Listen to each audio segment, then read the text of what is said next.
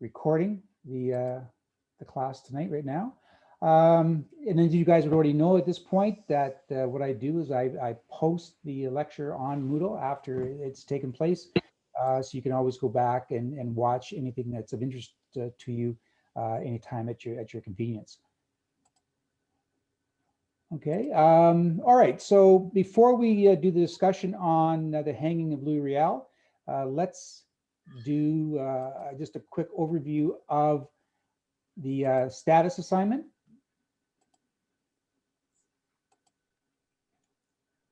Okay, so it's pretty straightforward. You guys did quite well on it. So most of you already have your grades posted on Moodle. It's out of 15, so most of you got very close to that. So good for you. So let's talk about essentially the status of my sons-in-law and then my grandchildren as a function of their marriage to my daughters. All right. So the first question was, and we went through it based on the premise that both of my sons-in-law had one Indigenous parent and one non-Indigenous parent. And so, and one had status, which was Brent, and one didn't have status, which was Jason. So what I asked you to do is to basically, come up with the first answer as how would that actually happen, right? And I asked you to look at both the relationship of their parents that resulted in their having the particular status they did or don't have, and then their parents, the grandparents. So that's important as well. So the very first question with respect to Brent in question one is that he has 6-2 status. It's the only way that he could have status with a non-status parent. So his mother, is 6-1. All right, so 6-1, and she married Brent's father, who is French, he has no status, which results in Brent being 6-2. In order for his mother to have 6-1 status, you can see on the screen the different combinations. We talked about this last day that gives children 6-1. So it's 6-1 plus 2, 1 plus 1, or 2 plus 2. Okay. With respect to my other son-in-law, Jason, who again has an Indigenous parent, but he has no status, most of you picked up on the fact that that must be the result of his father being 6-2 and his mother having no status. All right, and that results in Jason having none whatsoever. All right. The next question which I asked you is, are there any combinations under section 6 for my children? So I have 2 granddaughters with Lindsay and Jason, and I have 1 granddaughter with Jessica and Brent. Is there any combination under section 6 for them to gain status? And the answer is no. All right. Now, some of you actually, and I certainly give you credit for this, came up with the prospect that they could potentially be Métis, right? And that is that's very possible. As a matter of fact, Jason, for the most part, considers himself Métis, although he could also be non-status Indian. All right, so and it really makes no difference constitutionally, as we talked about that last day with Daniels, which grouped both non-status Indians and Métis into the definition of 9124 under the Constitution of constitutional Indians. All right, so good for you. Almost everybody got that. The last question 3 is: has Daniels changed the prospect for my grandchildren? And again, remember that this again brings in the definition of Métis, and the answer is essentially no. All right, although again, some of you went more into the Métis issue, and that's fine. I responded to that. But in reality, Daniels didn't do anything for anybody relative to status under 6-1 or 6-2 of the Indian Act. Right? All Daniels was doing was basically creating a broader definition of who is a constitutional Indian. So it didn't do anything regarding the granting of status itself. And almost everybody got that as well. All right, so again, congratulations, everybody. You did very well on this, so I was glad to see that. So thank you for that. All right, before we move on past this, I just want to give you a little breakdown, and you have this on Moodle for this week.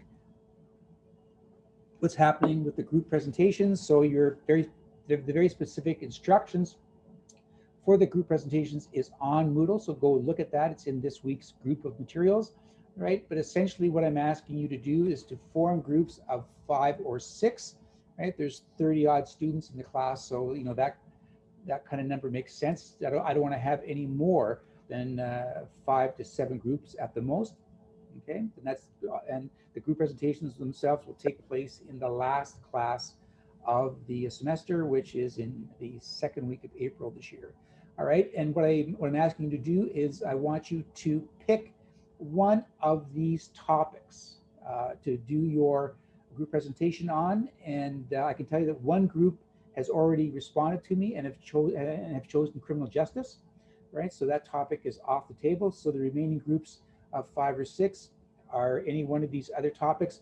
Send me by Friday, so 5 o'clock on Friday, February the 5th. Send me your groups if you can. So again, 5 or 6 in each group, and itemize your topics of choice from your first choice to your third choice. Right, so I want to make sure that everybody gets at least one of their choices in what they're looking at for a topic. Hopefully, that it works out that way. It's never not worked out that way for me when I've done this in the past, so it should be okay. So again, the remaining groups can look at residential schools, missing and murdered Indigenous women and children and girls, family violence, treaty land rights, or the environment. Or if you have a topic that isn't listed there but you think is worthy of a presentation, then just propose it to me and I'll tell you whether I agree with you or not. Right, and the whole purpose of this is not to give an overview in your presentation of what each of these topics relate to, because that's what I'm going to be doing. Right, that's the purpose of my lectures to you. I want you to pick a very specific event, all right, or a very specific subtopic within the topic and focus on that. Right, so residential schools, you may want to pick a particular event at a particular residential school, or somebody very specifically who went to residential schools that has made a name for themselves or what have you. And there's lots of people who have done that.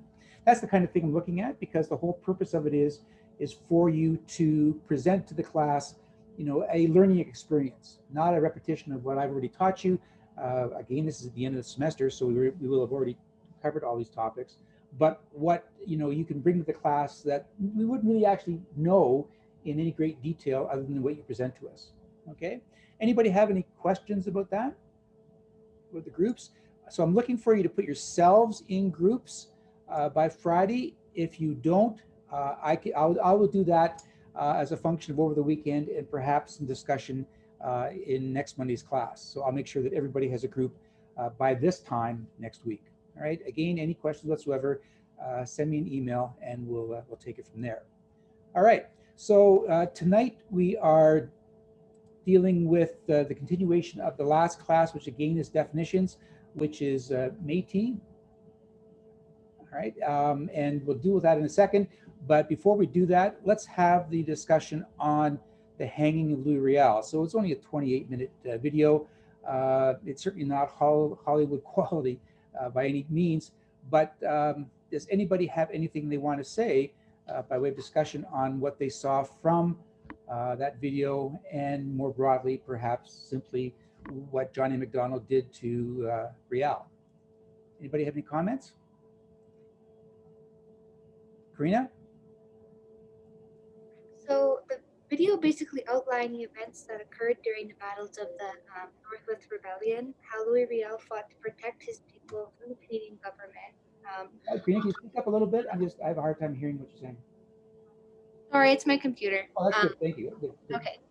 The video basically outlined the events that occurred during the battles of the Northwest Rebellion, how Louis Riel fought to protect his people from the Canadian government, ultimately leading to his charge of treason, and shortly after being found guilty and was hung. Yeah, exactly. Farhang?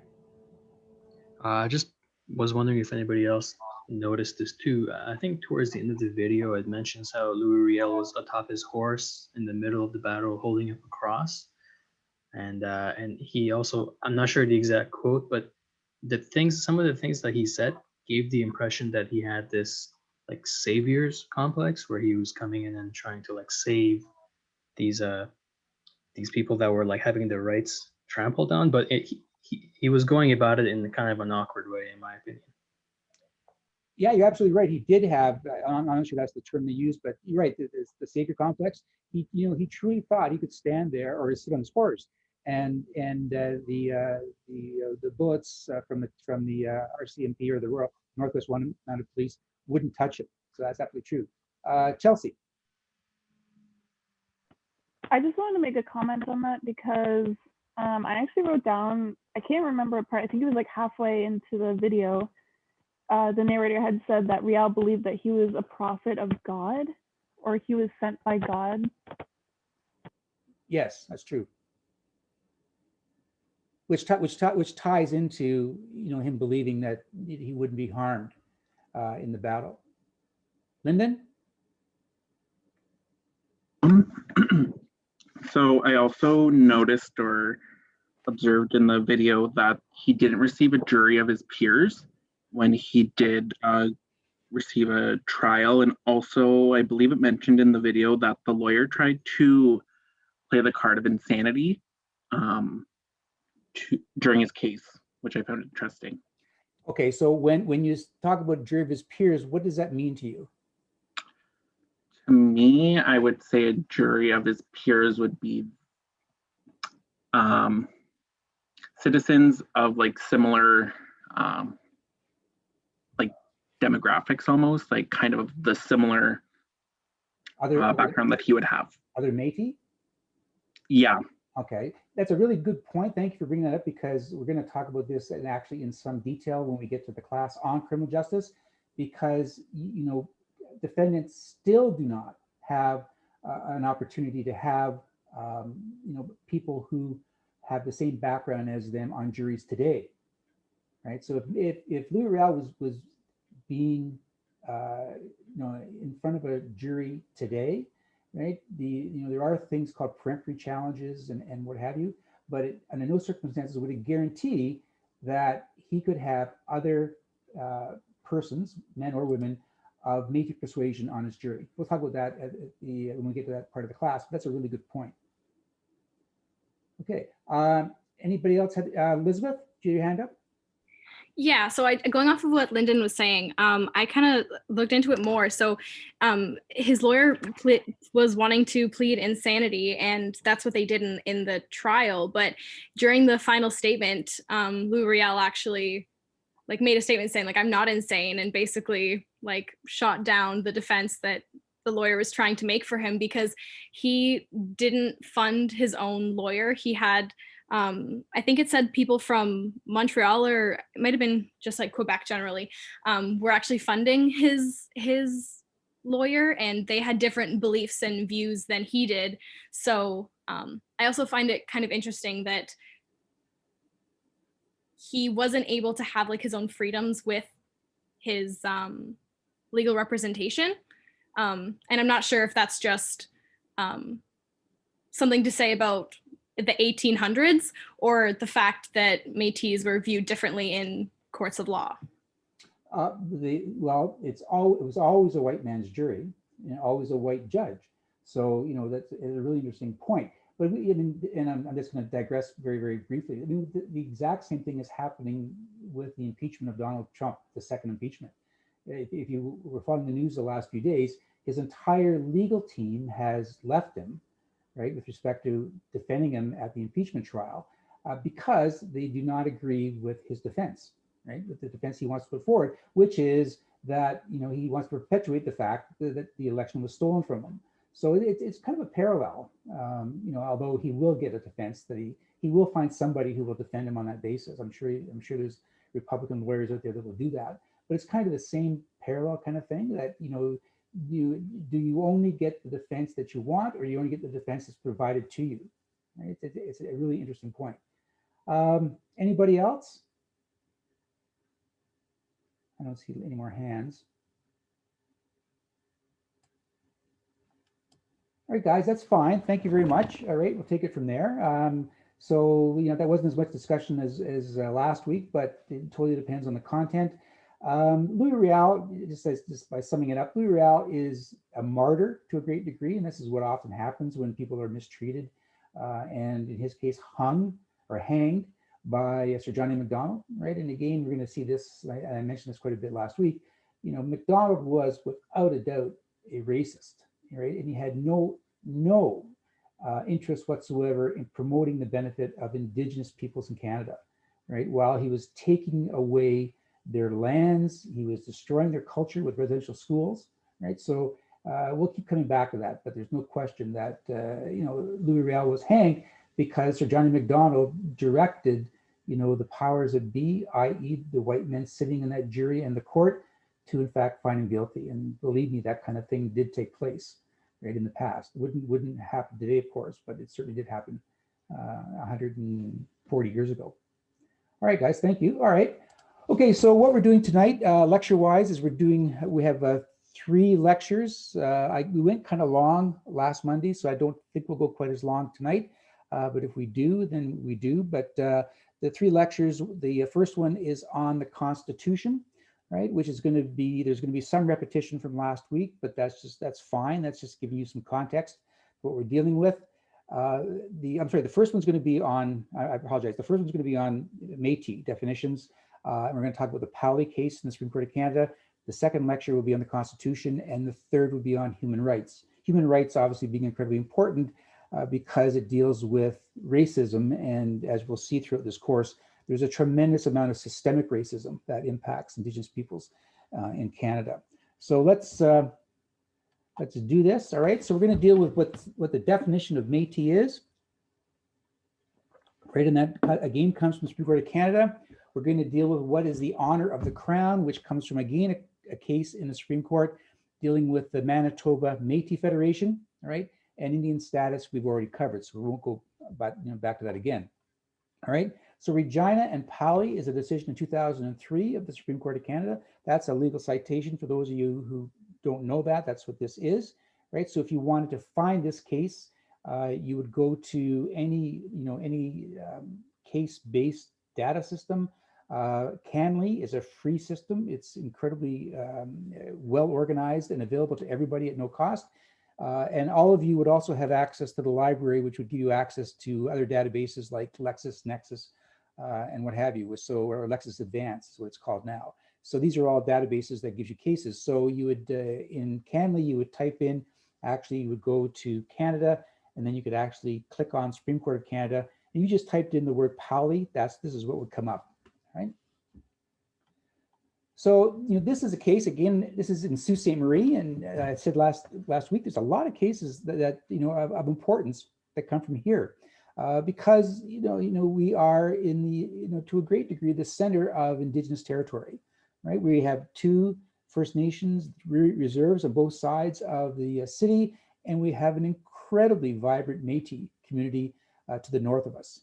So it's really, central to a lot of Indigenous law that the fact situations are giving rise to from this area. So it's kind of cool because you can connect with that to some degree, all right? So what happens is that you have this case called Powley. It deals with basically who are Métis and what are they allowed to do as a function of the protections under Section 35 of the Constitution Act. And we went through Section 35 last day. All right, so in 1993, in October, the fall, Steve Powley and his son Roddy went out hunting, right? They are Métis. They went north from the Sioux, and about 9 o'clock in the morning, they shot and killed a bull moose near Old Goulet Bay Road. All of you would know where that is, or where the road is, right? So they went out, they went hunting, they shot a bull moose. All right, now moose hunting in Ontario is subject to strict regulations. So any of you who are hunters, I'm not, but my sons-in-law are, they wait for this time of year, or I'm sorry, in the fall, to go, oh, Carolina? Are we supposed to see slides? Yes, don't you not have the slides on? We do not from the chat. I just confirmed that some other people don't see it. Oh, let me just back right up here now, because I said it's sharing, but I'll come back out. Thank you. That. Sure, hang on.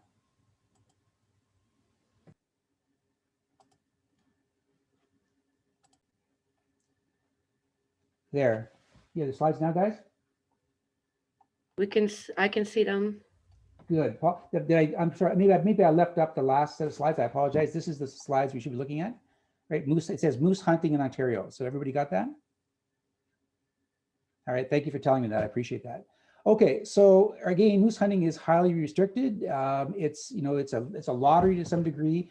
to get your tags or your eligibility for tags to hunt them, right? And it's particularly difficult to get bull moose, as far as I understand, as part of that lottery.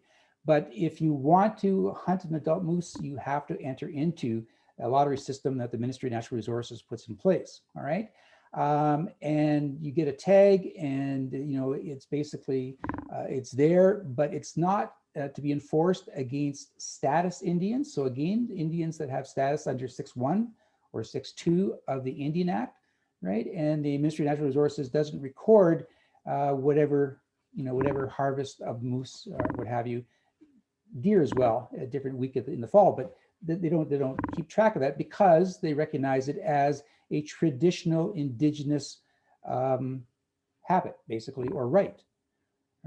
Having said that, up until this case, that didn't apply to Métis because they're not status, right? So neither Steve or his son had a valid outdoor card or a valid hunting license to hunt moose, right? Or a tag issued as a function of the lottery, basically. So what Steve Pally did is, obviously they killed the moose, and they weren't going to do anything with it on the spot. They certainly weren't prepared to drag it out of the woods on that spot. So he wrote out his own tag, right? He just basically wrote, this moose killed by Stephen Pally. Here's my address. Here's my phone number, or whatever, and he left that on the moose. All right. Somebody else came across the carcass in the woods and reported it, basically recognized, of course, that it wasn't a valid MNR tag, reported it to the MNR, and both Pallies were charged under the Game and Fish Act in that they hunted without a proper tag or license, right? I'm not sure whether it was in or out of season, doesn't matter, but they were both charged, and they both entered pleas of not guilty, right? They freely admitted that they shot and killed the moose, right? There was no question about it. That's why Steve Pally put the tag, his handwritten tag, on the moose's ear.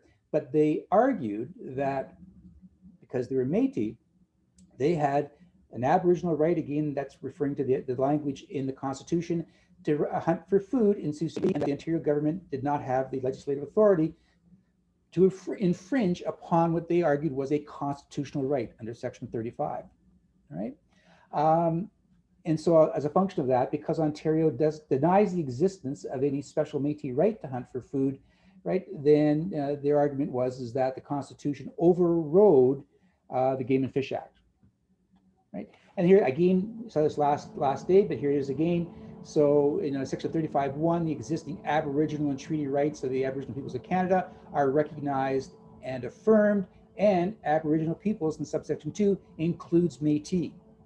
Right? Incredibly important. What this is a constitutional recognition of their rights.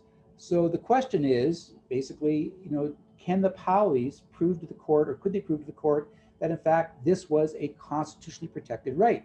Right. So the term, here's what the court held: the term Métis in Section 35 does not encompass all individuals with mixed Indian and European heritage. Rather, and this is a quote from the court, it refers to distinctive peoples who, in addition to their mixed ancestry, develop their own customs, way of life, and recognizable group identity separate from their Indian or Inuit and European forebears, right? A Métis community can be defined as a group of Métis with a distinctive collective identity, living together in the same geographic area and sharing a common way of life. So this is pretty much the court, this is the trial court in Pally, defining who is Métis and what it's all up to, right? And again, it went through to the Supreme Court, and there's a case called Vanderpeet, which I'm not going to go through here, but it's a case that I touch on in my course on treaty relations. But the Vanderpeet test, for identifying who has Indigenous rights, the question is, how should the Aboriginal rights recognized and affirmed by Section 35 be defined? Right, and that's incredibly important. Right, and what the court said is that those rights must be directed towards reconciliation, right, an incredibly important term when it comes to Indigenous rights, reconciliation of the pre-existence of Aboriginal societies with the sovereignty of the Crown. Okay, so that's the first part of the test, is that what rights did Aboriginal peoples have existing prior to European contact, before the French and the British arrived. All right, so keep that in mind, okay? So what Vanderpeet did is it endorsed a pre-contact test for identifying the customs and the practices that were attributable to Aboriginal peoples, Indigenous peoples. Right, so that's really important. Keep that in mind, because there's a real issue with this now, right? Because, right, however, of course, the idea of a pre-contact test is inadequate for Métis, and why would that be? Anybody? It's a pretty straightforward answer. Why does it make no sense to look at the traditions and practices of Indigenous peoples prior to French or British contact when it comes to Métis? Carolina? Maybe because their parents weren't here before, both of them, so how they can practice something that wasn't here before. Like, I just mean the colonialism didn't happen before that, so any, like, even because they're European and Aboriginal, they would practice both. It just doesn't make sense logically. Right? Michelle? Sir, can you repeat the question just one more time for me, please? Sure. Why, all right, and why does it not make any sense at all to use a test, to determine who has, traditional Aboriginal rights or customs pre-contact when we're dealing with Métis? Well, I would think it goes back to, was it King Edward or King George that did the treaties in 1850? I know for the Robinson Huron Superior Ojibways, when they treated with the king in that time, the king treated with them because they, like you said, they were here before the pre-contact, and they'd already established all their hunting and fishing routes and things like that. And most of them, their parents were both Aboriginal, meaning they were both born in North America, whereas people that are Métis, some of their parents come from all over the place. Like, they have a lot of French in them, but French people weren't here before, before pre-contact. So that was my opinion. I don't know if I'm right. All right, thanks, Shell. Elizabeth? Yeah, I was gonna say, because Métis didn't really exist before contact, because isn't Métis like the mixing of Indigenous people with the people who came over? Exactly. Thank you. Carolina, do you want to add to that? You had your hands up? I'm sorry, I just wanted to add something, but everyone kind of touched base on it already. Okay, that's good. Madison, you gonna add to that? Okay. No, in the chat, there's a block. Yeah, never mind. It's gone now. Okay. Anyway, Elizabeth, that's the absolute correct answer. I mean, what would the purpose of looking at Indigenous tradition and custom pre-contact when Métis didn't exist pre-contact? The very function of being Métis is post-contact, right? And just so you know, and people don't recognize this because the word Métis is French sounding at the very least. So, and the French did come to what was Turtle Island before the British, but the British certainly overcame and overtook them in the 1760s, where the French left North America for the most part, with the exception of Quebec and Louisiana. But most Métis in Canada today have Scottish descent, not French. Any idea why that is? Anybody? The reason that is that the Hudson's Bay Company was essentially a Scottish company, right? The Hudson's Bay Company was the predominant trading company in the northern part of North America for a very, very long period of time. And so most of the trade that went on with actually European traders and Indigenous peoples was with Scottish traders. And it was a unwritten policy, I'll put it that way, of the Hudson's Bay Company to go out and multiply as much as you can, right? You may be lonely, but more than that, we want you to basically impregnate as many Indian women as you can, right? Basically, that was the whole point of it. If you want to have a family, that's the way to do it. And so the vast majority of those who claim Métis descent these days claim it from the British Scottish side rather than French. Okay, so that's, and that just makes sense from a historical point of view. All right, at the trial, Dr. Litwin described the existence of a Métis community in and around Sault Ste. Marie, despite the placement of many Indigenous peoples in 1850 with the enactment of the Robinson-Huron and the Robinson-Superior treaties, which created the Batchewana and Garden River, those two First Nations and the reserves. So, which means, if they had status, so those who didn't have status moved further out from Sault Ste. Marie, essentially. But, Dr. Litwin is, again, historian on behalf of the Powleys, right? And I'll come back to this continually when we talk about cases involving Indigenous rights during the semester.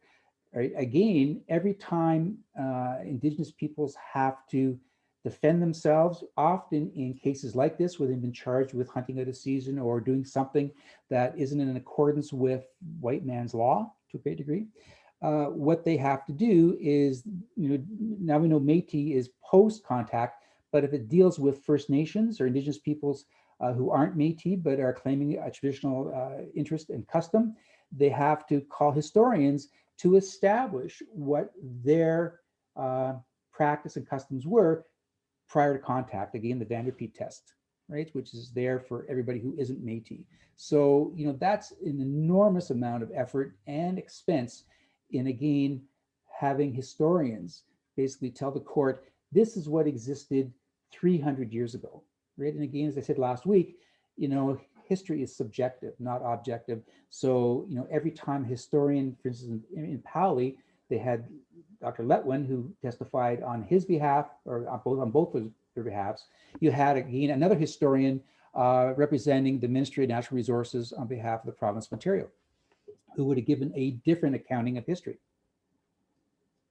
But Dr. Litwin, on behalf of the Powleys, was the historian that the trial judge agreed with, and again was endorsed going up to the Court of Appeal and then the Supreme Court of Canada.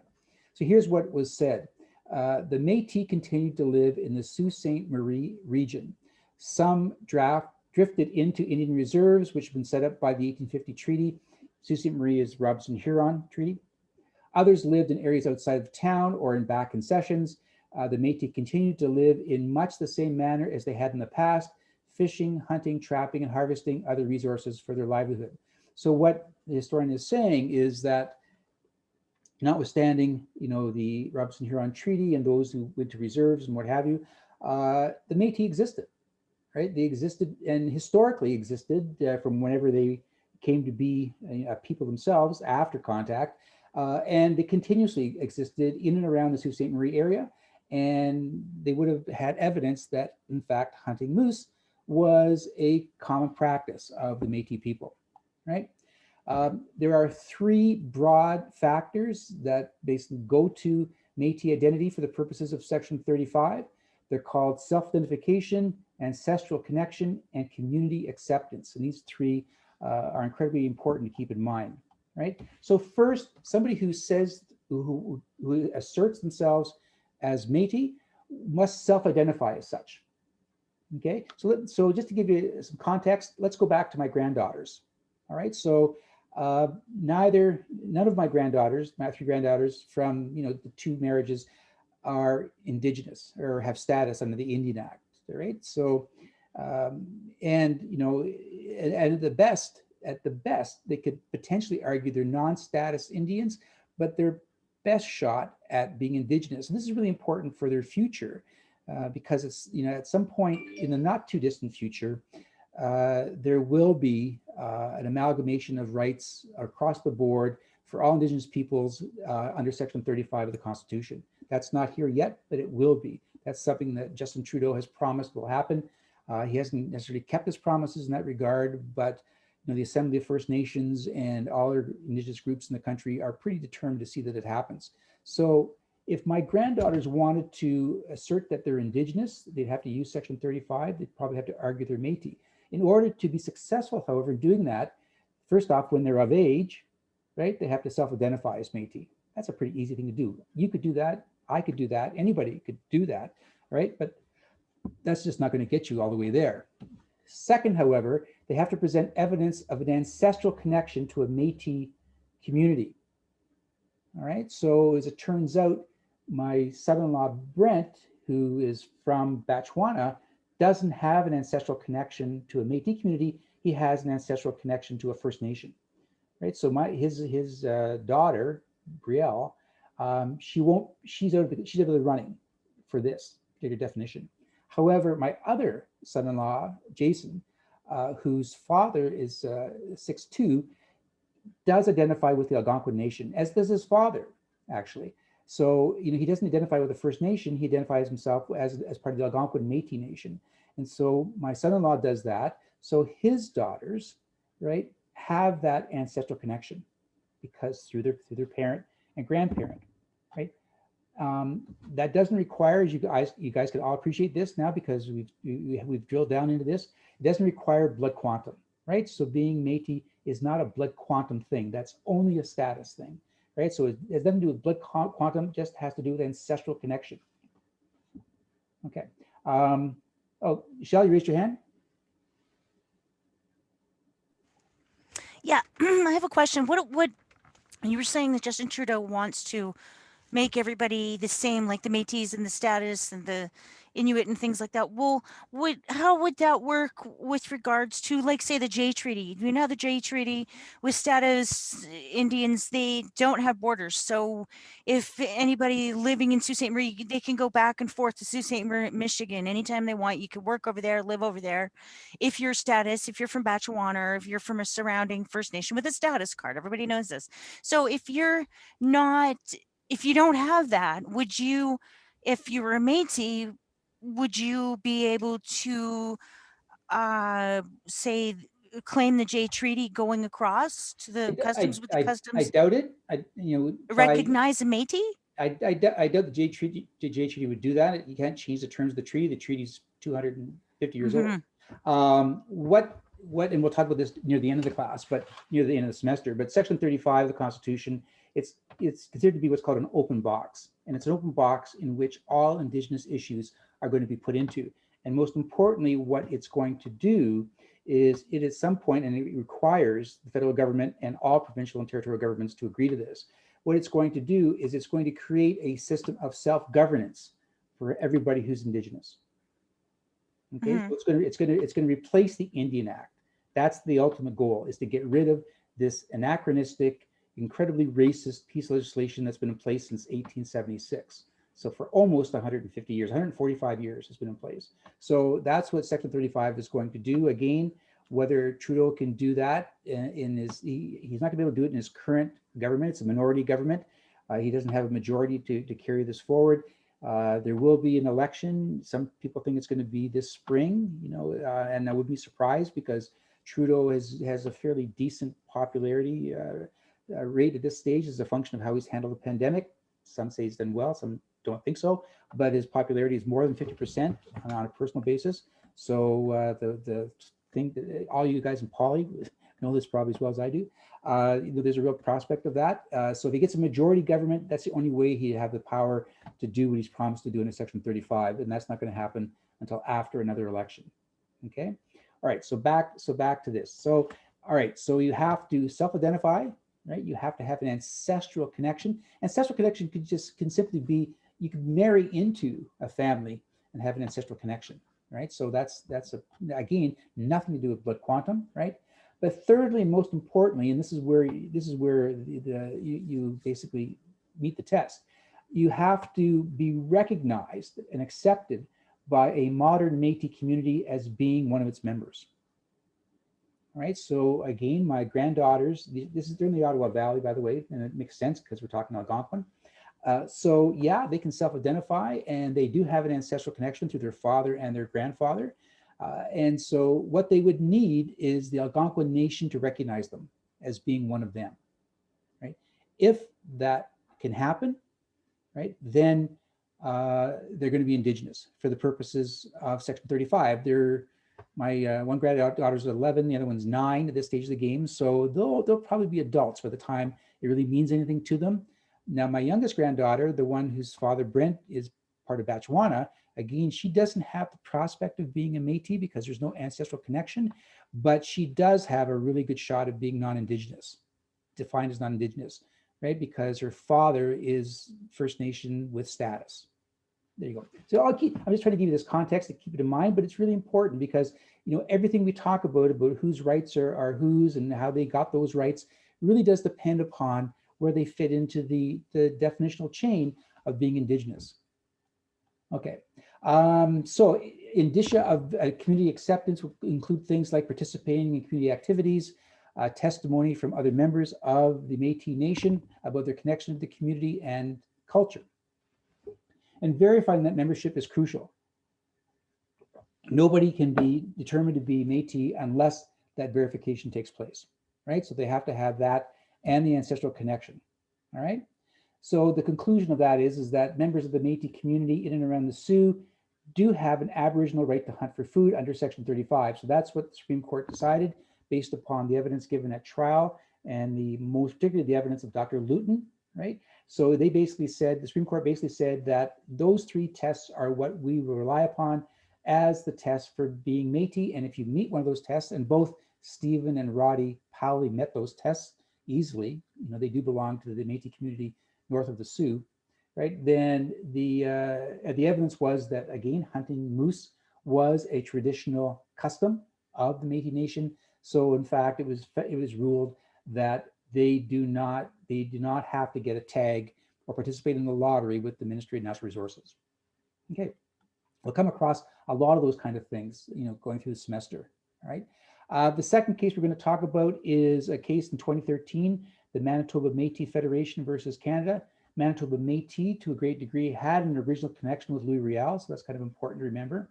And actually, the film that I showed you, or I had for you on Moodle, references this, basically Métis in Manitoba and script for land. Remember the discussion on the 160 acres for script? Well, that's what we're talking about here, all right? So after Confederation, the first government of Canada, again, John A. Macdonald, right, embarked on a policy, as we all know, to bring Western territories within the boundary of Canada, to open them up for settlement, right? And for the purposes of Manitoba, they were very, very keen on Eastern European, Ukrainian, and Polish people to come to Canada.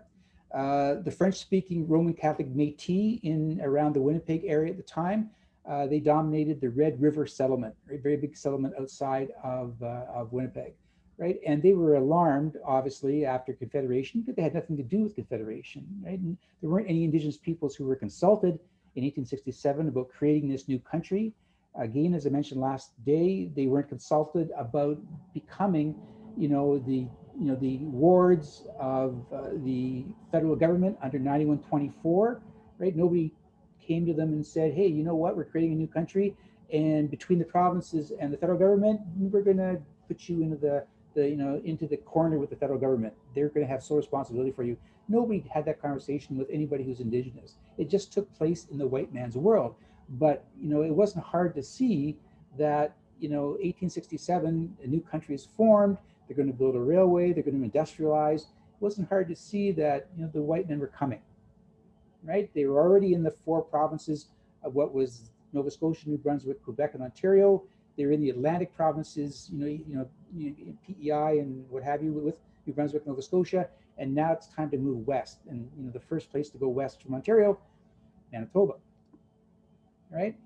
So, but here's the thing, and again, this is part of Sir Johnny saying to the boys in Charlottetown in 1864, don't worry, I got this. Don't worry, guys, I got this, right? But but he realized, right, that the numbers were so significant of Indigenous peoples in the western part of the country that, it wasn't going to be the American cavalry running roughshod and killing them all that was going to work. So, it was the Northwest Mounted Police, right, later become the RCMP, in relatively small numbers, and some kind of a diplomatic solution, right? Let's see if we can move these people off these lands in the Red River, which was a fertile area. It's certainly fertile in that if we're going to get immigrants from Eastern Europe to come here, and Britain, of course, as well, if we're going to get people to come here from Europe and settle, we want to give them land that isn't hard rock. We want to give them land that they can actually farm. That's what we're trying to do, is create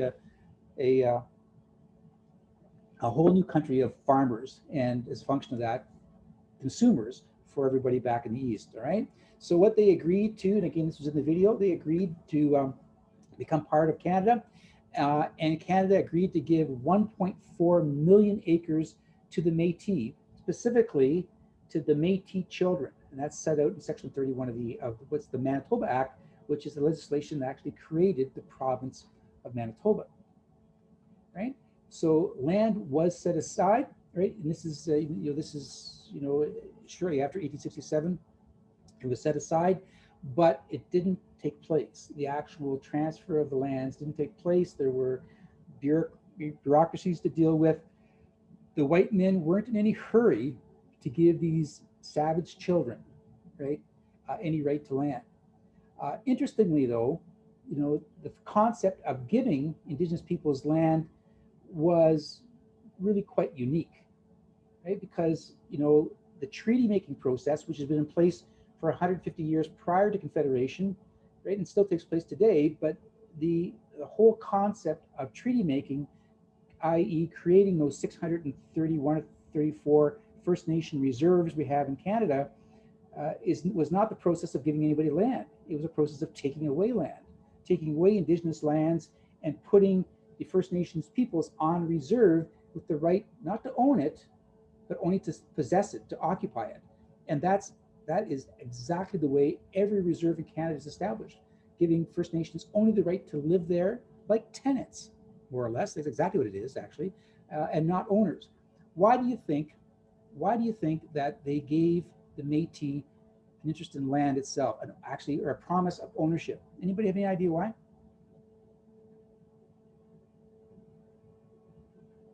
Just think about it. So what's the difference if you're a white man?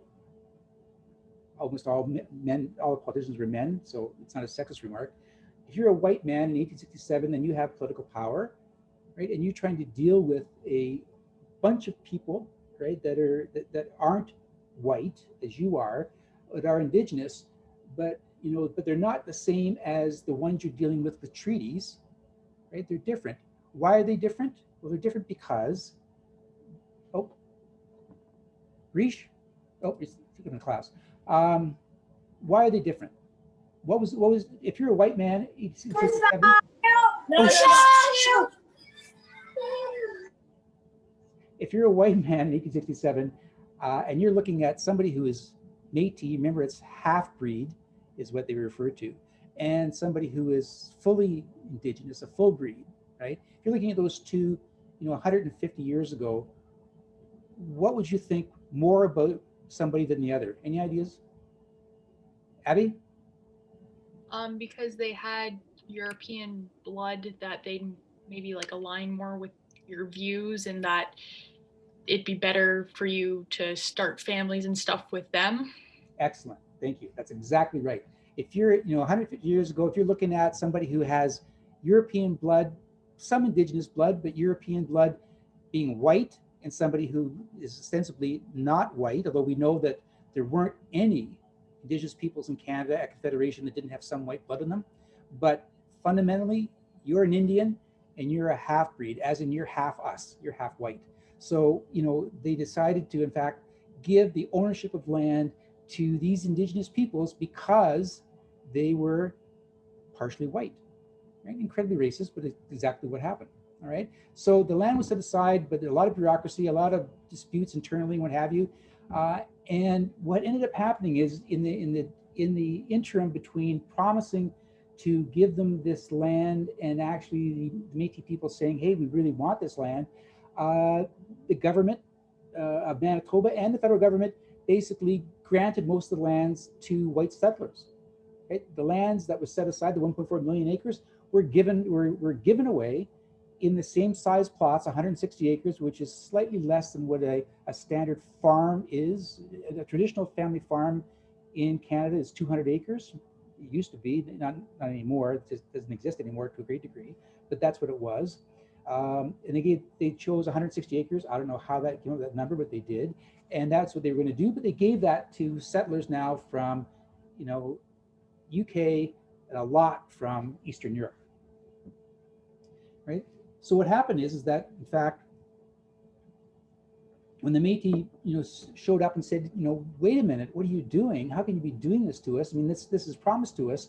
By the time they actually got to an accounting of how many children should get those scrips of 160 acres, there was far more Métis children than the white men, McDonald, essentially estimated, which created a real problem because the 1.4 million acres wasn't going to cut it to distribute it, basically. But what they said is, we're going to give you this script in place of the land, right? And the script entitles you to 160 acres. We're not telling you we're going to give it to you now, right? But it was based on 1879 land prices, which is when the Manitoba Act was, shortly after it went into place. And, when it came around and said, in 1885, the Métis basically said, let's collect on these scripts. Land prices now had, and inflation existed back then, and with a new country, inflation was running very high. So that 160 acres that originally McDonald thought wasn't worth much at all was now worth something. And now with the white settlement looking to have those lands, it was worth a lot. And it was something that, of course, the government of the day didn't want to actually carry through with its promise, right? So what the Manitoba Métis Federation did, and this is only 7 years ago in the Supreme Court of Canada, sought a declaration, one, that the government, in implementing the Manitoba Act, the federal government breached its fiduciary obligation to Métis, and we all know what fiduciary means. We talked about that last day, right? And that the federal crown failed to implement the act in a manner consistent with the honor of the crown. So those things are often tied together: a fiduciary responsibility and the honor of the crown. And those are both tests that the Supreme Court of Canada has put into place, as strict rules for the most part. And what the court held in 2013 was that the Manitoba Act, and the promise to give these lands to the children of the Métis did not impose a fiduciary duty on the government. And that's, you think about that and you go, well, why wouldn't it? I mean, it was a promise to give them land. And what the court said is, while giving that scrip or the promise of those lands to the Métis children would have been a benefit to those children, right? It doesn't take into account all the best interests of the country were at the time, right? So fiduciary duty is something that is relative to the broader context. So the court basically said, it's not, while it's certainly going to benefit the kids, it's not going to it wouldn't have benefited the country as a whole, right? And obviously that's how McDonald felt as well, right? However, the Métis were entitled to a declaration that the Crown did fail to act with diligence in implementing the land grant provisions, and therefore did not abide by the honor of the Crown. And the ultimate purpose of the honor of the Crown is the recognition of pre-existing Aboriginal societies with the assertion of Canadian sovereignty. And where this is at stake, it requires the Crown to act honorably in its dealings with the Aboriginal peoples. So the Supreme Court clearly said that that didn't happen, right? And as it turns out, as a function of that case, and again, now it's almost 8 years ago now, there is further litigation as a function of that to determine how much money should the Métis actually still be awarded, right? So, the Supreme Court recognized a honor that the federal government had to abide by in order to live up to the terms of the Manitoba Act, and it has to pay them, right? So we're talking billions of dollars at this point that at some point, as a function of ongoing litigation currently in place now, will result in a monumental obligation of the current federal government to pay those descendants of that those original children for that 1.4 million acres. Any questions about that? Okay, so that's the end of this part of the lecture. So you now have a really good grounding on who are Indigenous under the Constitution, Section 35, what's status, what's non-status, and what's Métis. All right, so keep that in mind because we'll come back to it on a pretty regular basis. Okay. All right, so let's go to the section on the Constitution. So again, there's a lot of, at the beginning of this, a little bit of repetition from last day, just setting up the framework for the Constitution, but that's fine. You guys are good with that. So this is essentially Canadian constitutional law, right? Lastly, we talked about the framework of the Constitution itself, all right? So the Constitution, every country, almost every country in the world has a Constitution, right? It's the source of any government or state's right to exercise authority over a nation or a country's people and its institutions, right? It's a function of what's called the social contract. Anybody familiar with social contract philosophy, Rousseau, what have you, Jean-Jacques Rousseau? Anybody? Elizabeth? Yeah, so basically it's Hobbes, Locke, and Rousseau, I think, are like the main three that talk about this. And they think that if you don't have a government kind of in your state of nature, that people will come together and kind of think about what the general will is and come to like a social contract to give up some of their freedoms, to have a sovereign to govern them, to create laws, to create security and safety. Yeah, excellent. Thank you. Yeah, exactly right. Hobbes' philosophy was that the state of nature was a very brutish kind of place, and people as in before forming into societies really had to come together to protect themselves, right? So that wasn't that wasn't quite the same way that it was looked at subsequently, and Rousseau and what have you, who basically believed that the state of nature was a kinder place, but so this is Locke, John Locke primarily, who basically thought it was a kinder place, but people still came together to perpetuate the society that they had agreed to form. So Elizabeth is absolutely correct, so thank you. All right, so that was a social contract, and so what the social contract is, are embodied almost entirely for most nations is in their constitutions. The constitutions are an embodiment of social contract, basically saying this is how the country will be run. This is how we elect people to run it. This is the authority we give them over the people who are part of the country. But, in the same token, they have to abide by the rule of law. We'll talk about that in a few minutes. And they have to do it for the benefit of the country as a whole. All right, so that's what constitutions are all about. Right, again, the Constitution that created Canada was the British North America Act of 1867. We all know about that now. We talked about it last day, right? So, and it's important to remember, this is a British statute, right? This wasn't enacted in Canada at the time of Confederation. This was enacted in London, England, all right? So a confederation, again, was created with the amalgamation of Upper and Lower Canada, Quebec and Ontario, with Nova Scotia and New Brunswick, right? Those four provinces became, actually formerly 4 colonies, became 4 provinces. The BNA Act recognized the power of the Crown, right? It's now the Constitution Act of 1867. It still recognizes the Crown, being Queen Elizabeth II, as being the leader of the country, right? That's still our parliamentary system. That's still who is the leader of Canada, basically, right? And it recognized to a great degree the power of Great Britain over Canada.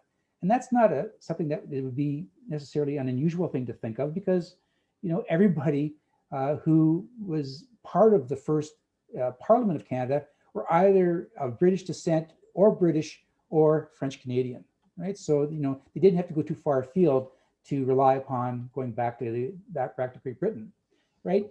The fundamental purpose of the Act was to divide powers between the federal government and the provinces to be created, all right?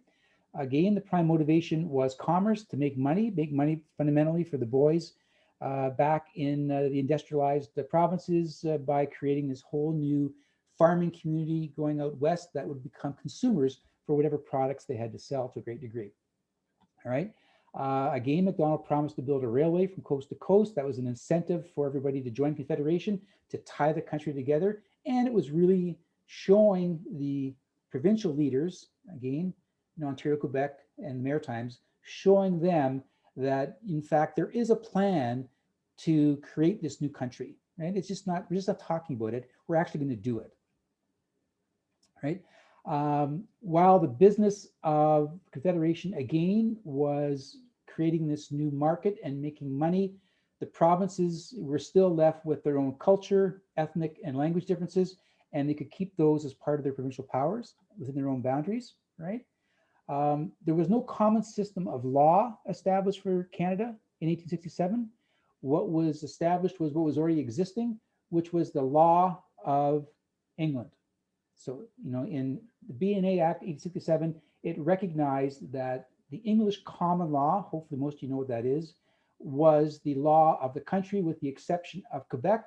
Quebec maintained the French civil code based upon the Napoleonic civil code. But that's just for civil matters. Civil matters are contracts and torts and property law and and marriage and those kind of things, right?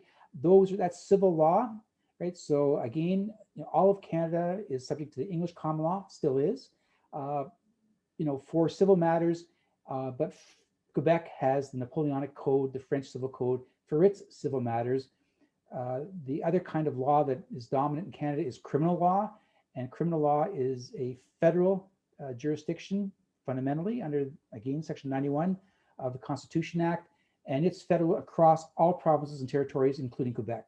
All right, so while Quebec has a different civil law system, it has the same criminal law system as across the country. So, Supreme Court of Canada decisions dealing with charter rights and all those kind of things that may take place in Alberta still have persuasive value in Quebec, even though it's a totally different cultural environment. All right. In at Confederation, the British Parliament retained control of Canada's foreign policy. It's really interesting. It's one of those things where Sir Johnny and the boys, when they're sitting down saying, well, the provinces are going to have this power and this brand new country, Canada, are going to have these powers, they didn't say, and we're going to give Canada, power over foreign affairs. They decided that they would still let that be determined by politicians in London, right? So that the colonial dominion, background, was incredibly strong at Confederation. The Judicial Committee of the Privy Council, which is a committee of the House of Lords in Parliament in England, was the highest court in Canada up until the year 1949. That's really interesting. So, this is now from 1867 to 1949, which is 82 years after the country is actually a country on its own 2 feet, primarily. You still had the last resort to London to have cases heard, not the Supreme Court of Canada in Ottawa. The Supreme Court of Canada was created in 1876, but if you were unhappy with the decision in the Supreme Court of Canada, up until 1949, you could further appeal it to the Privy Council in London. There are still some countries that have this likewise still in place, most of them in the Caribbean that were British colonies. So for instance, Jamaica, if you are unhappy with a result in the Supreme Court of Jamaica today, right, you can still appeal it to London, to the Privy Council. So it's something that hasn't totally disappeared in the world. The Statute of Westminster, this is something that came into place in 1931, and what this involved was basically all of as Canada matured and as other foreign countries that were former colonies, dominions, Australia, New Zealand, what have you, as they all matured as well, they basically came to the realization that, we really should have jurisdiction over our own foreign policy. And this is now 1930, so this is 60 odd years after Confederation. So an imperial conference was called with Great Britain and its dominions, and they entered into the Statute of Westminster in 1931. So it gave Canada and the other dominions authority over their own foreign policy. But and again, remember, this isn't Canada doing this. This is again still a British statute. So this is Canadian politicians still asking politicians from another country to make laws affecting us, right? That's a pretty amazing kind of thing, right? And even with the Statute of Westminster, which was breaking away from the authority of the UK in the Dominions, it still, basically did not change that setup, that, any changes to our Constitution, meaning changes to the British North America Act, still had to go through London. And in fact, the Constitution Act of 1867, the Constitution Act of 1982, which created the Canada, and the Canada Act of 1982, which created the country, they were all assented to by the Queen in order to become law here. Okay, and that's what this is. So in 1982, oh, Michelle, you have your hand up, sorry. Yeah, I have a question. I was just wondering, you were saying that people from Great Britain could move over to Canada before 1982, before when it was under the British North American Act? Well, I'm just wondering, like, could Canadians, like, could you or myself, well, you could probably move over, but could somebody like me who was born in Canada before 1982 just pick up and move over to Britain without having to get, like a passport and whatever? Like, could I just move there and be a citizen there too? No, Like, no, was and I it vice can't, versa? and even with my connection, my I can't either. No, and so if you wanted, if you're Canadian, you wanted to go live in the UK, you'd have to get a passport like anybody else. They do have a grandfather rule, which basically means that, and a lot of countries do this, that if you have a grandparent that is born who's British, then you can get a passport, a British passport, as a function of that family relationship.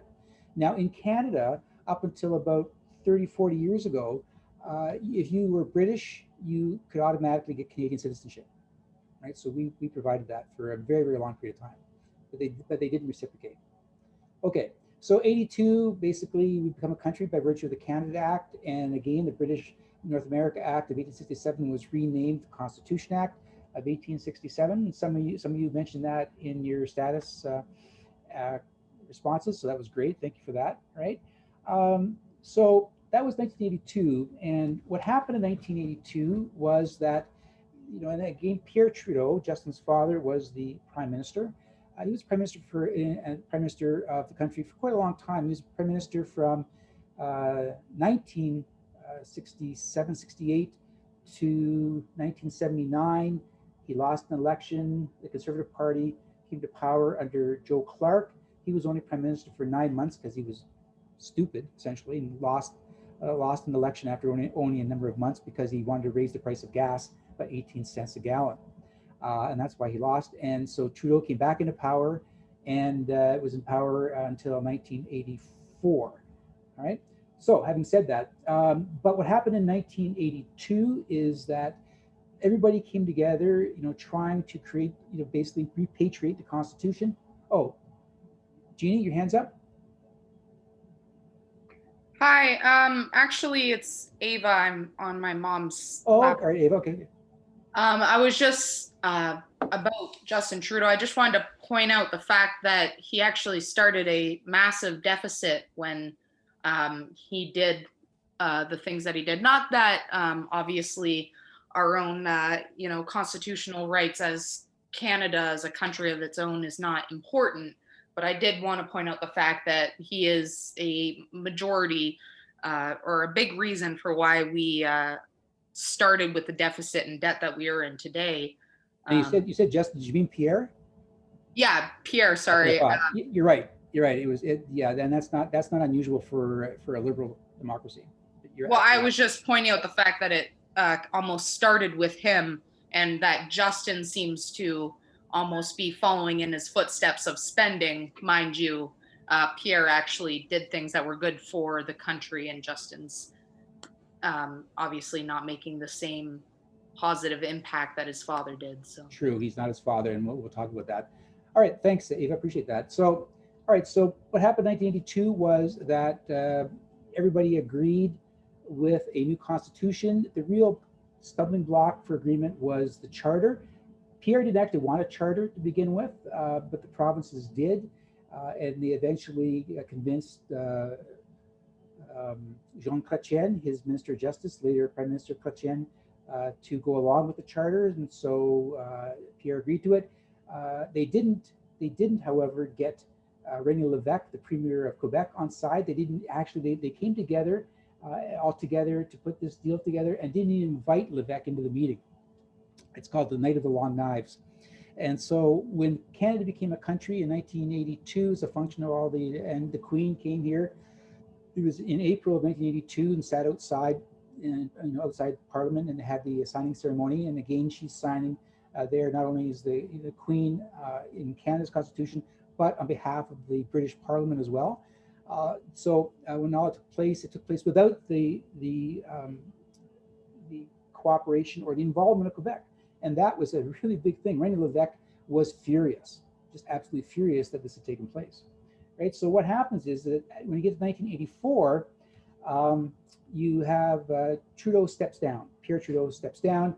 an election is called, and it's won by the Conservative Party of Canada. And the Conservative Party of Canada at that time was the head of it, the leader of the party was Brian Mulroney. And Brian Mulroney was an Anglophone, but a Quebecer. And so it was very important to him to bring Quebec into the Constitution, right? So he wanted, in fact, Quebec to join Confederation, 2.0, essentially. And so what he did is he basically put together what was called the Meech Lake Accord. I'm sorry. So Meech Lake is the cottage for the Prime Minister, essentially, in Quebec. And he brought everybody together, and they met and all the premiers of all the provinces, including the Premier of Quebec, who was Robert Bourassa. They came together and they agreed on the terms of basically bringing Quebec into the fold.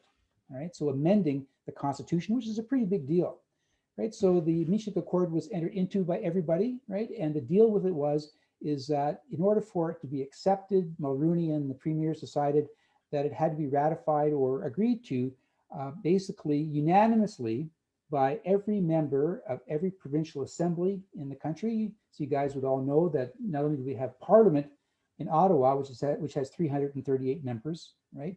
Each province has their own assembly. So in Ontario, Doug Ford's our premier. There's the Legislative Assembly of Ontario, and it has, I don't even know how many actually, but it has, I think it's 120 or something, members of provincial parliament, right? And every province and territory has one of those. So in order to get this accepted and endorsed and become a new part of the Constitution, it was agreed by everybody at Meech Lake that everybody across the country had to agree. So when they sent it out for agreement, two things happened. In Newfoundland, right, they didn't agree to it, right, because they objected to the amending formula for the Constitution, right, as in going forward, how many provinces and what percentage of the population do we need to amend the Constitution? And Newfoundland was not, agreeable with the formula that was put forward in the Meech Lake Accord. And in Manitoba, when the vote was taken to ratify the Constitution, the amended Constitution, Elijah Harper, no relation to Stephen Harper, the subsequent Prime Minister, Elijah Harper, who's an Indigenous man, stood up with an eagle feather in his hand and refused to agree to the Constitution on the premise that there was nothing in it protecting Aboriginal rights. Right? He wasn't satisfied with what was just simply there in Section 35. Right? And so as a function of that, the Meech Lake Accord died in 1990. Right? So Mulroney is still Prime Minister. 1992 comes around. He again wants to amend the Constitution to fix these gaps. So again, he wants to bring Quebec into the Constitution. He wants to put forward an amending formula that makes Newfoundland happy, and he wants to bolster Indigenous rights in the Constitution so that nobody who's Indigenous would be upset about it going forward, right? So at this time around, it was agreed to by the Prime Minister Mulroney, all the premiers, the leaders of the territories, and the chief of the Assembly of First Nations. So they got the chief on side for this, which is obviously something that they should have done before. It was also agreed that the Senate would be reformed into an elected body, and it's not, never has been. It's been seen historically as a place for political hacks to go with a great pension. It's a reward for bag men, bag women for political parties. It's never been something that's been particularly respected. So, part of the new Constitution would elect senators, and again, we'd never done that before. And importantly, there would be recognition of Aboriginal Canadians with the right of self-governance, right? So instead of the wording of Section 35 as we now have it, which will in fact someday, create a provision for self-governance by way of its interpretation, the proposal for the Charlottetown Accord was to actually amend Section 35 to provide that right specifically in that particular provision, right? In order for this to be passed, right? So Mulroney was a sharp guy. He's still alive. His son is Ben Mulroney, who's on CTV, I think. Anyway, Mulroney, he's not going to make the same mistake twice. So what he decided to do, so instead of getting the consent of all the members of legislative assemblies across the country right? He doesn't want anybody to stand up and have their own pet peeve to stop it. So what he decided to do was to have a referendum across the country. So he decided that he would put it to the Canadian populace, right? That, this is such an important thing. We're amending the constitution of the country significantly. He said, I want the people of Canada to be the ones that do that. And the formula for the acceptance was just simply 50% plus one, right? So not a particularly high bar to get over if the sales job went right. Okay, I'm now going to show you a commercial that the federal government posted, during the time of the referendum to get Canadians to vote yes to basically amend the Constitution.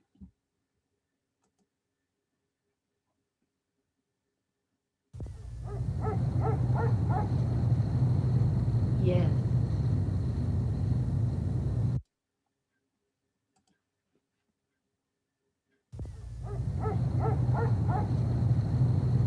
Yes.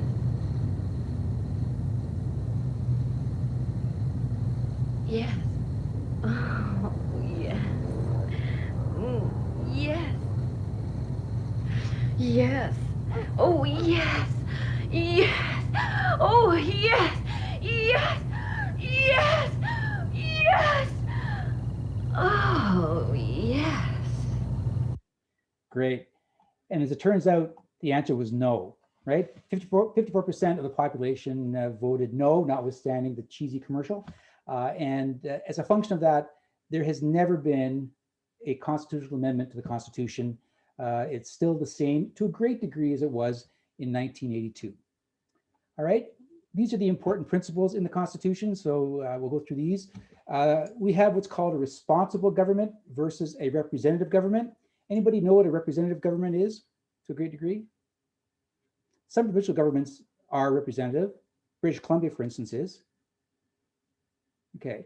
A representative government is one that has a lot of referendums and plebiscites so that, they make decisions and create laws that have input from the population for the most part.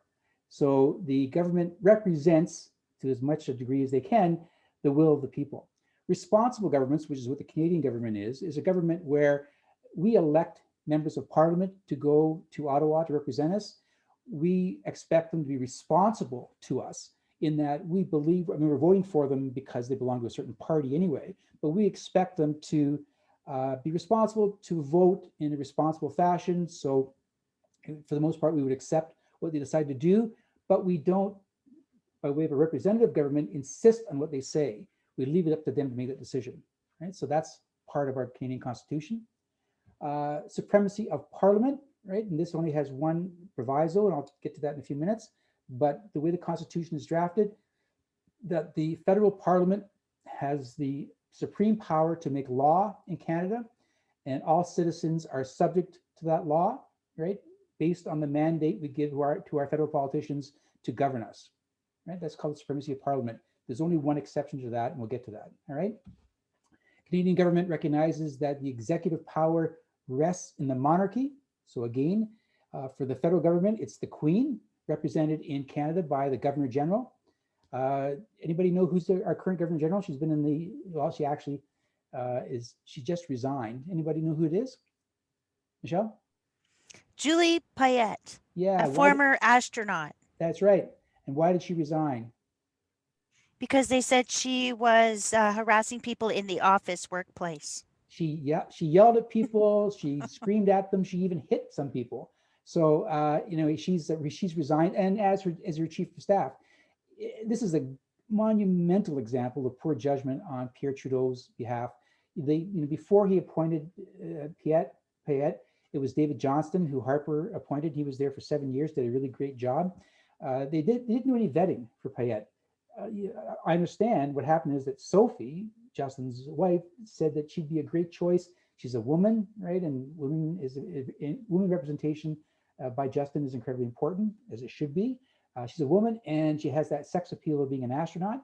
Nobody vetted her. Her previous two positions, she treated her employees exactly the same way, the Montreal Science Center and something to do with Canadian Aeronautics Association. In both those cases, she was abusive to her employees, and nobody checked that. And they appointed her to the highest political position. It's to a great degree dressing, right, the Governor General, but it's still the highest constitutional position in the country, representing the Queen Elizabeth. So when she resigned, Justin had to call Elizabeth, Lilibet, two of those in the family, had to call her and say, hey, you know what, Julie's out. We've got to replace her. To which the Queen said, yeah, okay, do it as soon as you can, because you really have to have somebody there, in my place. So what they did is they put Richard Wagner, Wagner actually, who's the Chief Justice of the Supreme Court of Canada. He's temporarily the acting Governor General until we appoint somebody new. All right. Each province also has a monarch who, a representative for the monarch in the provinces. So in Toronto, we have and the word is lieutenant governor. It's spelled lieutenant, but in Canada and Britain and anywhere else you say this to me in a class, and I will fail you if you don't say this properly, it's lieutenant, right? We have lieutenants in the Army, in the Navy, well, not the Navy, but in the Army and the Air Force. We have lieutenant governors. We don't have lieutenants. Lieutenants is an American term. I will fail you. So anyway, we have lieutenant governors in all the provinces, basically, who have the same role provincially as the Governor General does federally, right? And they're there representing the Queen. In reality, even though they are the most highly appointed constitutional representatives in this nation, they have very little power. All they can do is advise the government of the day. And that's only really happened a couple of times where, in fact, the Prime Minister has sought advice. Back in 1926, Mackenzie King sought the advice of the Governor General, Lord Byng, and Lord Byng he gave it his advice. Mackenzie King didn't follow it, and Byng put in place his own edict. This related to an election. It was called the Mackenzie Byng affair. It was a disaster because it was the first time that an unelected official, representative of the Queen, made a decision and overstepped the bounds of what a duly elected Prime Minister had decided to do. So that almost happened in 2008 with Stephen Harper when he prorogued Parliament. Right, I remember this. It was not that long ago for me, and he had to go. He went to Michelle Jean, who was the Governor General at the time, and she kept him waiting for a couple hours out in the anteroom of the Rideau Hall to make him sweat a bit before she said, you can prorogue Parliament. It's your prerogative, Mr. Prime Minister. But that was almost a disaster because Parliament, so that he could avoid a non-confidence vote, because the Liberals, the NDP, and the Bloc Québécois had gotten together to throw him out, essentially, and prorogue Parliament stopped that from happening. Anyway, Governor Generals, you do what they're told for the most part. That's really their job. All right. So the Prime Minister, right? Again, it's Justin Trudeau at this point in time. We don't elect prime ministers in Canada, as opposed to what we just saw, in November in the United States, where it's a presidential election year, where you actually get to tick off a box for Trump and or Biden, or Biden, right? You get to actually vote for presidency in the United States. We do not vote for prime ministers in Canada. Our prime ministers are the leaders of the political party that gains the most votes or gains the most seats in a federal election, right? So there's 338 federal seats. So whatever political party you get more, if you get 50% of those plus one, you get to be a majority government, which Trudeau was in 2015, but which he's not now. He's about 20 seats short of a majority government in the current parliament. So he can't do things without the agreement of other parties. He'll never get the Conservatives to agree with him. So he relies upon the NDP, perhaps the Bloc. All right. A prime minister will stay in power only as long as they have the approval of their political party and the confidence of the House of Commons, right? So if at some point Justin screws up, as he seems to want to do on a pretty regular basis, and the Liberal Party of Canada says, you know what, we don't think that we can keep power with this guy being the head of the party, right? Then they can have, and they have mechanisms for doing this, they can have a leadership, contest within the party itself, on the premise that Trudeau steps aside, and in the current Liberal Party of Canada, it's going to be Chrystia Freeland.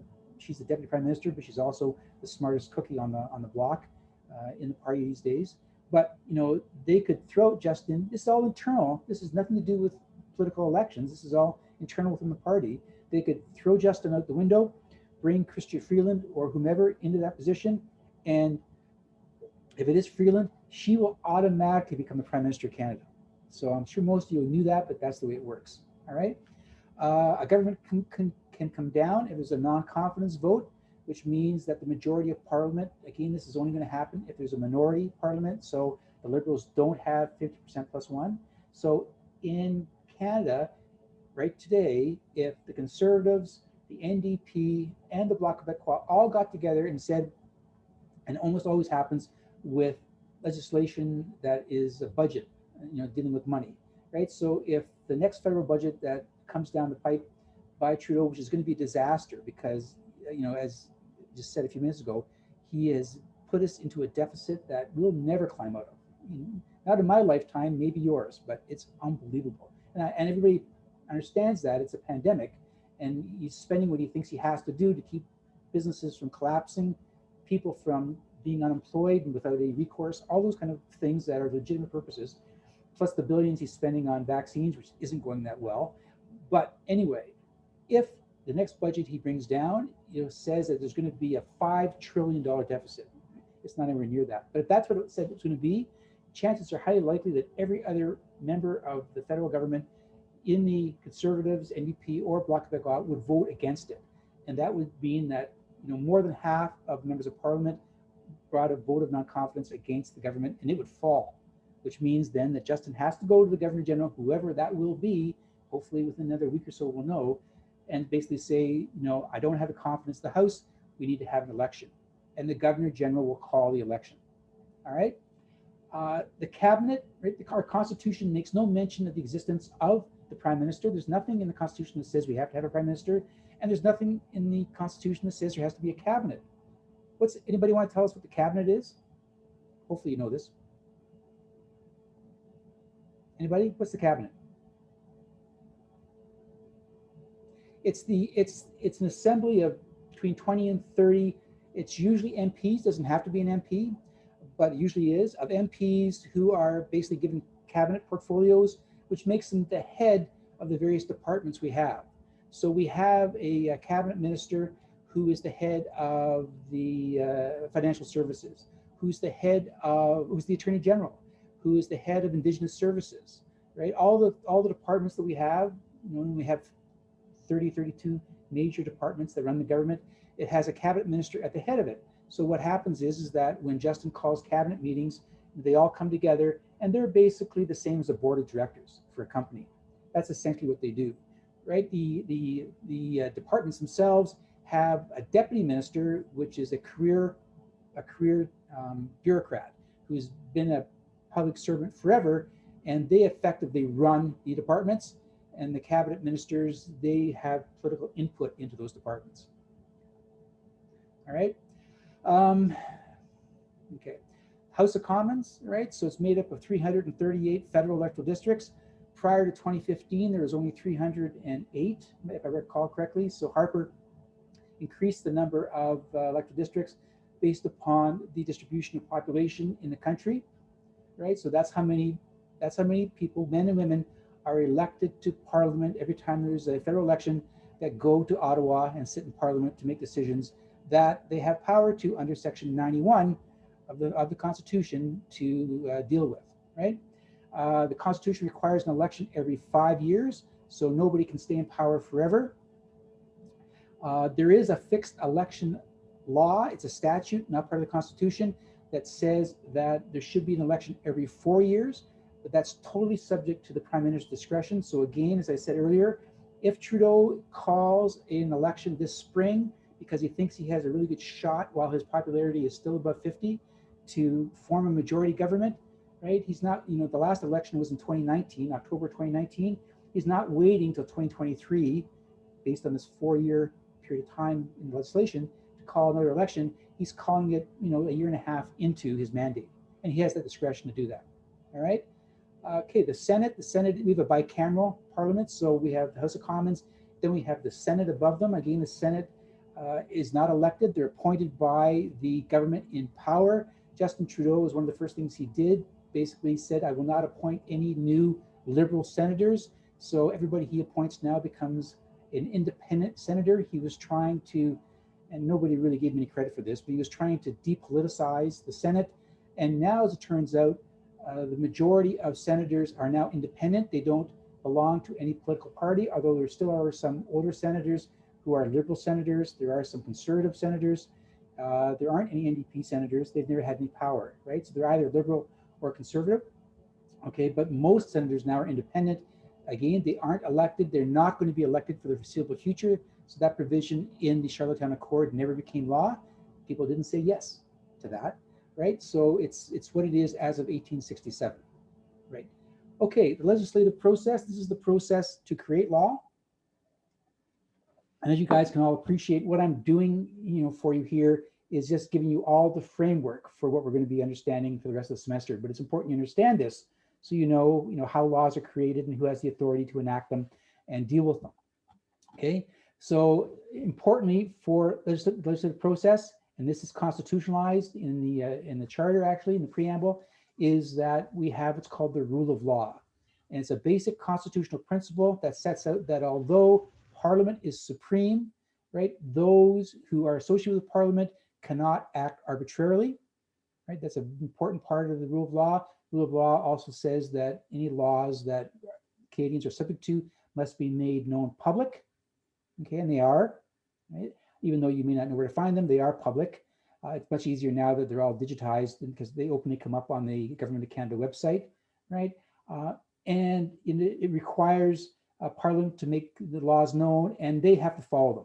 So that's incredibly important, right? The most important case that we've had, ever dealing with the rule of law is the case of Roncarelli and Duplessis, right? And this is the case where Roncarelli, who was a Jehovah's Witness, I'm going to show you a very short video on this, basically had to sue Maurice Duplessis, who was the Premier of Quebec, this is the 1930s, who ran roughshod over Roncarelli for the following reasons. We'll see them here.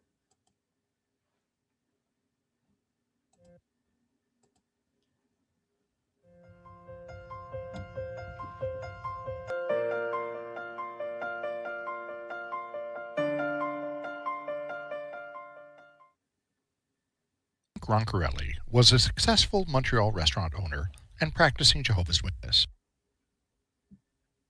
He was active in the Jehovah's Witness community and frequently provided bail when members were arrested by the municipal government. There was enormous tension between the dominant Roman Catholic community and the Jehovah's Witness community. This led to an increase of arrests of Jehovah's Witness members for selling copies of their magazines without the necessary city bylaw permits. In 3 years, Roncarelli provided bail for over 375 Jehovah's Witness members. Premier Duplessis wanted Roncarelli to stop providing such bail, so the Premier spoke to the chairman of the Quebec Liquor Commission and asked that Roncarelli's liquor license be revoked. Extensive testimony showed that members of the government believed Roncarelli was disrupting the court system, causing civil disorder, and was therefore not entitled to the liquor license. Roncarelli was told that he was forever barred from holding a liquor license and that this action was a warning to others that they would similarly be stripped of provincial privileges if they persisted in their activities related to the Jehovah's Witnesses. In December 1946, Roncarelli received news that his license had been revoked, and while he tried to keep his business open without the license, it was not profitable. He put his restaurant up for sale within 6 months. Consequently, he sued Duplessis. At trial, the Quebec Court of Queen's Bench found in favor of Roncarelli. However, it was overturned on appeal. The case was then heard by the Supreme Court of Canada. The question to be answered was, did the Premier of Quebec overstep his authority in revoking the liquor license of Roncarelli? The Supreme Court of Canada held that indeed the Premier had overstepped his authority. This decision established the principle of the rule of law, which suggests that, basically, no one is above the law, including public officials.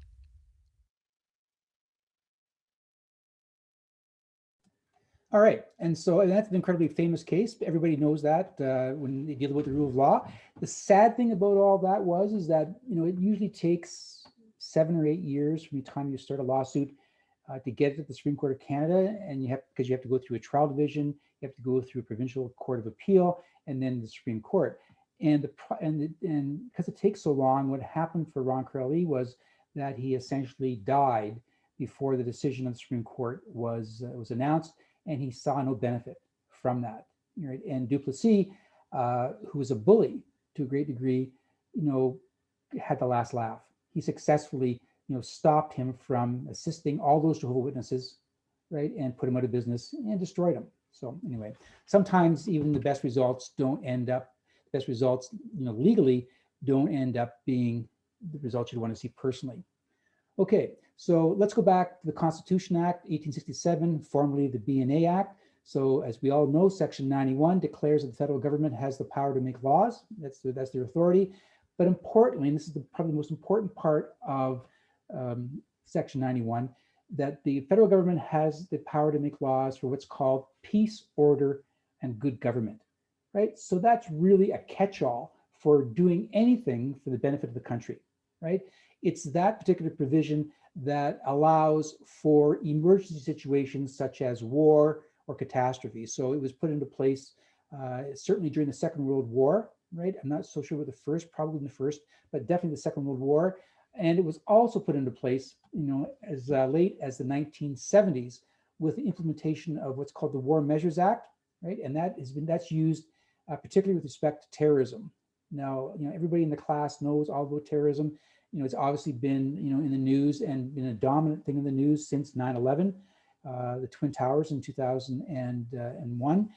But, terrorism has existed long before that, and it exists now. And it has nothing to do with anybody coming into the country to commit, mayhem. It can certainly take place domestically. So, for instance, it was considered to be terrorism on January the 6th, when everybody went to Washington and broke into the State House, right? And the reason that Trump now has been impeached twice, that was considered to be domestic terrorism, and it still will be argued that as an impeachment trial. Well, what we had in Canada was called the FLQ crisis. Anybody familiar with the FLQ crisis who wants to give a very brief overview? You should be. Anybody? Okay. Back, all right, this is now 50 years ago. Again, Pierre Trudeau is prime minister again. So, so many things happened when he was prime minister. Eva? I'm sorry, I was just curious if you were talking about how they had like a terrorist situation or something and there was a lockdown imposed. Yep, that's exactly what I'm talking about. Oh, okay. Okay, cool, awesome. Okay, all right. So October 1970, what happened was that the British Trade Commissioner to Canada, James Cross, and a Quebec cabinet minister, Pierre Laporte, were kidnapped by the Front de Libération de Quebec, and Pierre Laporte was murdered, right? This was the domestic terrorism group in the province of Quebec, whose goal was to have Quebec separate from Canada. And that succession from Canada has been, not recently, not in the last 15, 20 years, but has been a pretty predominant nature of the Canadian political environment for a long time. So in response to those actions, the kidnapping, what have you, what Pierre Trudeau was, he imposed the War Measures Act, right, using the peace, order, and good government provision of the Constitution. And basically it allowed for the arrest and detention without trial for those suspected taking part in the cause of the FLQ. Taylor? I was just curious, was the FLQ not responsible, or were they responsible for a bunch of bombings as well in the Yes. Quebec area? Yes, they were. Yeah, this was an incredibly serious threat.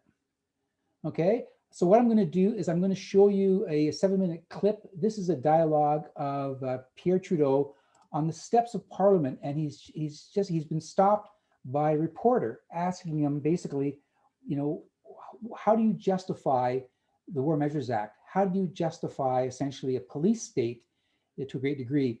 And this is one of the most prime ministerial things I've ever seen, right? This is a guy who is confident, determined, and basically knows exactly what he wants to do and how to do it. And that pretty much defines the entire time Pierre Trudeau was prime minister.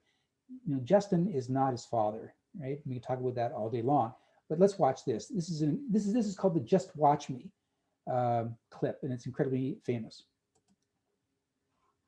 Guys, that's an incredibly famous video. It shows somebody totally in control. You don't very often, and this includes his son, you don't very often see a prime minister who exposes themselves to that kind of questioning that's unscripted.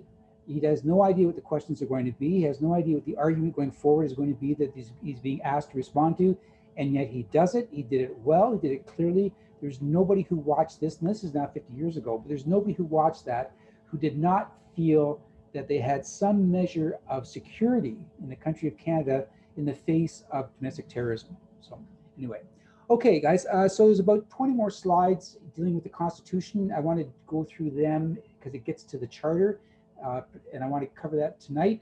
The PowerPoint on human rights, I'm going to move over till next week. I don't want things to go too late tonight because I still want time. We're going to do some breakout questions. So let's do that after I finish this set of PowerPoints, and then we'll take it from there. So again, division of powers, we touched on this last week.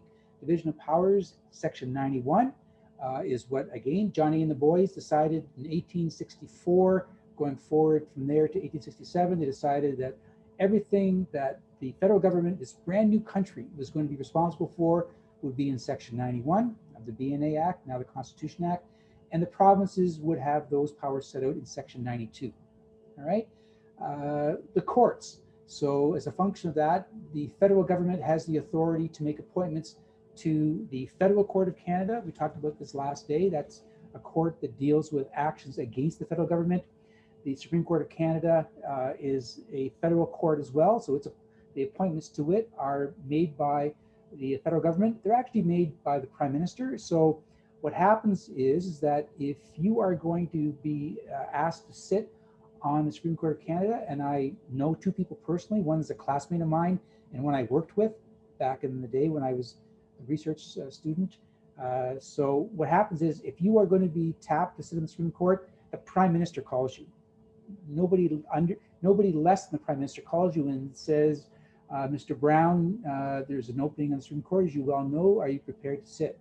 Right? And I would think most people pretty quickly respond and say, yeah, I'm good for this, right? So that's what they do. 9 people sit on the Supreme Court of Canada. And the Superior Court in all provinces, so in Ontario, that is the Superior Court of Ontario. In Manitoba, it's called the Court of Queen's Bench. In British Columbia, it's called the Supreme Court of British Columbia. All different names, but they're all considered to be the superior courts in each province and territory. The judges on those courts are likewise appointed by the federal government, and this is all constitutionally mandated. This is a function of actually section 96. If you're getting an appointment to the Superior Court, and I've got lots of friends now who sit there because how old I am, you get a call from the you get a call from the Minister of Justice. So that's currently now David Lametti. So if you're going to sit on any Superior Court in Canada, whether it's Manitoba or Quebec or New Brunswick or Ontario, Lametti gives you a call and offers that position to you. All right. Having said that, constitutionally, the provinces have the authority to make appointments to provincial courts and administrative tribunals. So in Ontario, we have 2 provincial courts. One's the criminal division, one's the family division. So those are lesser courts. They deal with lesser important matters, and those are appointed by the provinces. So if you're going to get an appointment to one of those particular positions, you get a call from the Minister of Justice in each province or territory. Provinces also have authority over what's called the administration of justice, which means that provinces build all the courthouses in the country with the exception of the federal court and the Supreme Court. So 426 Queen Street, right, down the street from us, the courthouse that's built by the province, it's administered by the province, right? And the appointment of prosecutors are appointed by the province. Even when they prosecute the criminal code, which is federal, provincial prosecution services are appointed by the province. So for instance, the Crown Attorney for the District of Algoma is a lady named Kelly Weeks. She's responsible for all Crown prosecutions under the Criminal Code and any other prosecutional statutes, like even the Fisheries Act, that kind of thing. She prosecutes them, right? Her son actually is a graduate from the Law and Justice program at Algoma. His name's Chris Thompson. He's currently in his second year of law school at Windsor. Chris was obviously a student of mine and a good kid, attorney. So that's a provincial appointment. Okay. Criminal law enforcement, however, is again a federal matter. So the Section 91 of the Constitution expressly says that the enactment of criminal law is the federal government's. So the Criminal Code of Canada, right? It's about this thick, has 13 sections, 850 or 60 provisions in it dealing with criminal law. That's enacted by the federal government of Canada. Any changes to the criminal law are done by the federal government. Okay, even though the prosecution of it is done primarily by a provincial appointee. So there's certainly an overlap. The federal government has jurisdictions over penitentiaries. Provincial government has jurisdiction over provincial jails. Anybody know the difference? What has to happen to determine whether you go to a provincial jail? We have one up on Great Northern, right? It's a small one. It's called the Algoma Treatment and Remand Center. Has about 120 beds. That's a provincial jail, right? But then you have penitentiaries. Michelle?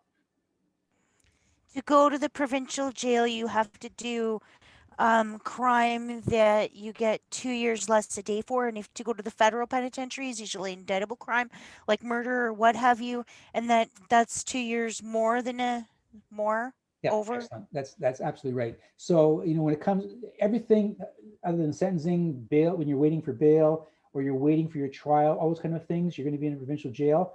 But when it comes to you actually doing your time, any sentence of 2 years less a day, you're going to do it time in a provincial jail. Anything over 2 years, which is 2 years up to and including life imprisonment, which is the most severe penalty we have. You guys would know that. That's for first-degree murder. That is, you're going to do it in the penitentiary. The closest penitentiary we have to the Sioux is in Toronto, and then Kingston, and then going west, Stony Mountain in Winnipeg. So if you're doing penitentiary time, you can be put into any penitentiary across the country. You're not kept necessarily in the province where you committed the crime. Problem with that, of course, is that you're going to be away from your family substantially.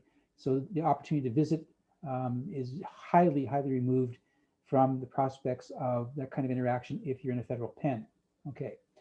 Trade and commerce, the federal government has a significant role over the regulation of trade and commerce, but we're dealing with trade and commerce that covers the country for the most part, crosses provincial boundaries.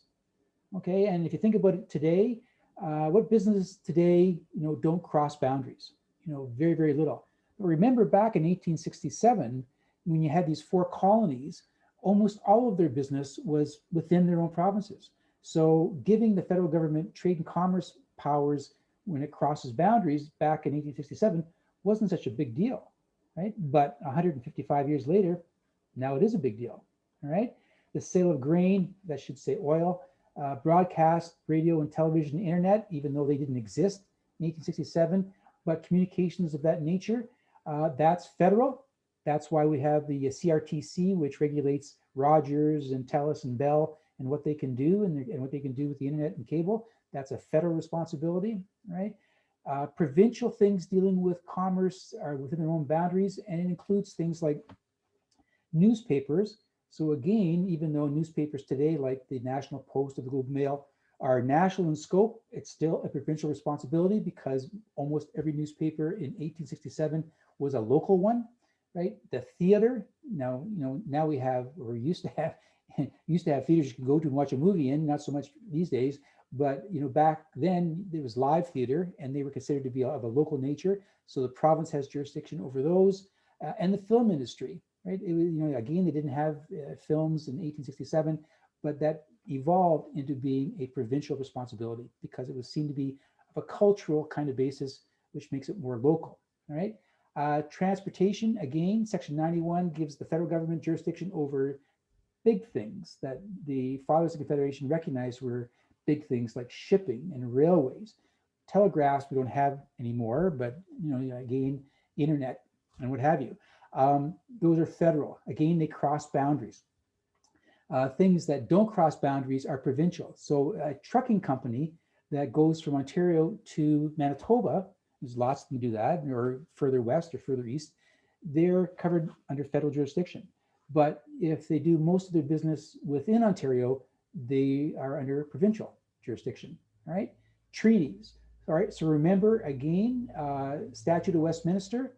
Basically, the federal government decided to take back its own jurisdiction over international affairs in 1931. And so, in fact, it gave itself responsibility. Well, it had London give it responsibility for entering into treaties, and dealing with other nations. So, it took, from 1867 to 1931 for Canada as a country to gain its own jurisdiction over dealing with other countries. Up until that time, it was in the hands of London. All right. It's important to note that that right wasn't in the Constitution Act, but it was, basically transferred over with the Statute of Westminster. Here's a really important point, and it gives you a really good example of how important this is. Canada has been in 2 world wars in the last century. The First World War from 1914 to 18, the Second World War from 1936 to 1945, right? Statute of Westminster, 1931, pretty much right in the middle of those 2 world wars, right? So the First World War, when the United Kingdom, Great Britain, declared war on Germany in 1914, Canada automatically was at war with Germany, right? And that's because we had no choice over it. Our international affairs was handled by politicians in London. So when England, Scotland, Ireland,